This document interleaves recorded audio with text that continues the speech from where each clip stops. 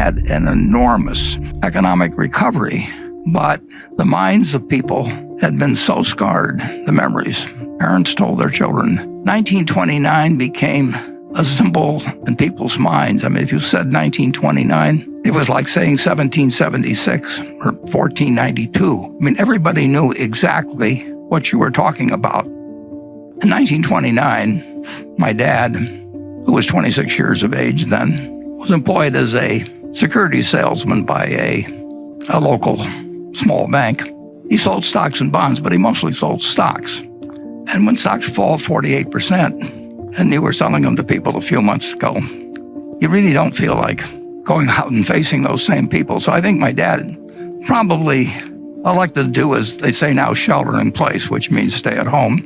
And there really wasn't that much in our house. We just had a small yard. It was wintertime anyway. My dad wouldn't have been puttering on the yard anyway. And there really wasn't, the television wasn't there. And he and my mother got along very well. So under those conditions, I was born about 9 months later. So I didn't notice at the time that the market was closed. But the stock market had actually recovered over 20% during that 9.5-month period or thereabouts. People did not think in the fall of 1930, they did not think they were in a Great Depression. They thought it was a recession, very much like had occurred at least a dozen times, although not always when stock markets were important. But we'd had many recessions in the United States over the time, and this did not look like it was something dramatically out of the ordinary. Actually, for about 10 days after my birth, the stock market actually managed to go up all of 1 or 2% there in those 10 days. Well, from that point, the stock market went from level of 240 to 41, which was a noticeable decline because if somebody had given me $1,000 on the day I was born and I'd bought stocks with it and bought the Dow average, my $1,000 would have become $170 in less than 2 years.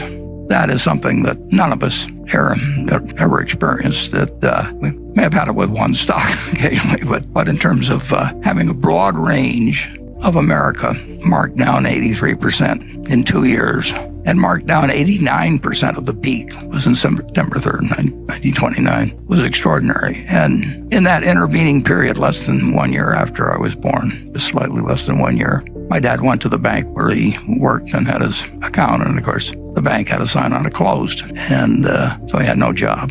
He had 2 kids at that point. His father had a grocery store, but Charlie and I both worked for my grandfather. Charlie worked there in 1940. I worked there in 1941, so we didn't know each other. But my grandfather said to my father that, don't worry about your groceries, Howard. He says, I'll just let your bill run. That was my grandfather. Not exactly. He cared about his family, but he wasn't going to go crazy. And one of the things as I look back on that period, and I don't think economists generally like to give it that much of a point of importance, but if we'd had the FDIC started on January 1st, 1934. It was part of the sweeping legislation that took place when Roosevelt came in. But if we'd had the FDIC, we would have had a much, much different experience, I believe, in the Great Depression. People blame it on Smoot-Hawley, and there's all kinds of things, and the margin requirements in 29, and all of those things entered into creating a recession. But if you have over 4,000 banks fail, that's 4,000 local experiences where people save and save and save and put their money away, and then someday they reach for it and it's gone. And that happens, in all 48 states, and it happens to your neighbors and it happens to your relatives. It has to have an effect on the psyche that's incredible. So one very, very, very good thing that came out of the Depression, in my view, is the FDIC. And it would have been a somewhat different world, I'm sure, if the bank failures hadn't just rolled across this country, and with people that thought that they were savers found out that they had nothing when they went there, and there was a sign that said closed. So the Great Depression went on and lasted a very long time, but it lasted a lot longer in the minds of people than it did actually in its effects. World War II came along, and on sort of an involuntary manner, we adopted Keynesianism. We started running fiscal deficits, of course, that were absolutely huge, and took our debt up to a percentage of GDP, which had never reached before and never reached since. So we had an enormous economic recovery, but the minds of people had been so scarred, the memories. Parents told their children. 1929 became a symbol in people's minds. I mean, if you said 1929, it was like saying 1776 or 1492. I mean, everybody knew exactly what you were talking about, and it affected stock prices in a rather remarkable way. It was January 4th of 1951 that the kid who was born on August 30th in 1930 had finished college before the stock market got back to where it was at that earlier time. So take the years from 1920 or 1929 to 1951 and bear in mind that, the country was only 140 years old when this started. That's 20 years out of this amazing 231-year lifetime of our country. That was flat out a time for a long time of no economic growth and no feeling by people in terms about the wealth of the country, about what the American economy was worth, what all these corporations that were doing far, far, far better than they were long ago. But it took all of that time to restore in the market a price level that was equal to what it was when I was born 20 years earlier. So if you think about the fact that we're enduring a few months, and we'll endure many more months, and we don't know how it comes out. And people in the 30s didn't know how it was going to come out, but they endured, persevered, prospered, and the American miracle continued. But it's interesting in that at the start of 1954, the stock market the Dow was only at about 280. And I remember 1954 because it was the best year I ever had in the stock market. The Dow went from 280 or thereabouts at the start of the year to a little over 400 at the end of the year.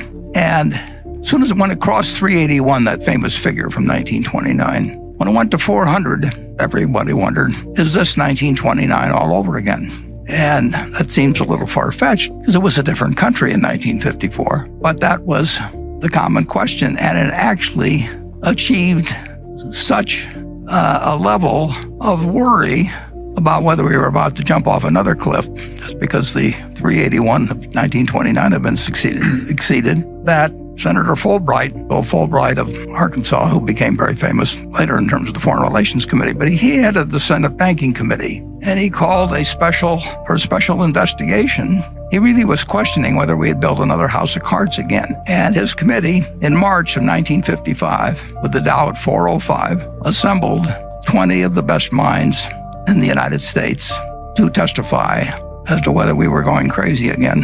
The Dow was at 400, and we'd gotten in this incredible trouble before. But that was the mindset of the country. It's incredible. We didn't really believe America was what it was.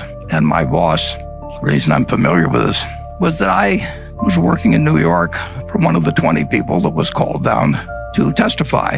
And I remember, because Ben Graham was one of the 3 smartest people I've met in my life, and when he testified, the Dow at 404, he had one line in there right toward the start in his written testimony, and he said, the stock market is high. It looks high, it is high, but it's not as high as it looks. And since that time, we felt the American tailwind at full force, and the Dow, when we made the slide, it was about 24,000. So you're looking at a market today that has produced $100 for every dollar. All you was had to believe in America and just buy a cross-section of America. You didn't have to read the Wall Street Journal. You didn't have to look up the price of your stock. You didn't have to pay a lot of money in fees to anybody. You just had to believe that the American miracle was intact. But you'd had this testing period between 1929 and certainly 1954, as indicated by what happened when it got back up to 380. You had this testing period, and people really had lost faith to some degree. They just didn't see the potential of what America could do. And we found that nothing can stop America when you get right down to it. It's been true all along. It may have been interrupted with the scariest of scenarios when you had a war with one group of states fighting another group of states. And it may have been tested again in the Great Depression, and it may be tested now to some degree. But in the end, the answer is never bet against America. And that, in my view, is as true today as it was in 1789. and even was true during the Civil War and the depths of the Depression.